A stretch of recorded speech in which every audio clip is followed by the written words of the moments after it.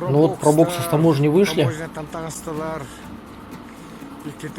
2016 года, 2017 года. Объемом двигателя 1.3. Ну, посмотрите, какие красавцы.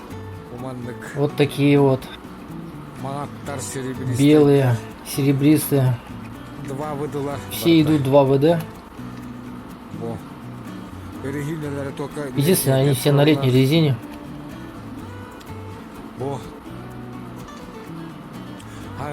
Вот такой подарок на Новый год. Цена недорогая, цена дешевая. Такие по дешевке отдаем. Ну, мне по нормальной цене дают, поэтому. Посмотри вот эту машину, как тебе? Вот стоят. В Якутию 4 машины поехало. Ну вот остались вот эти вот. Еще примерно около 20 машин есть. Стоит. А вот одна, кстати, с багажником.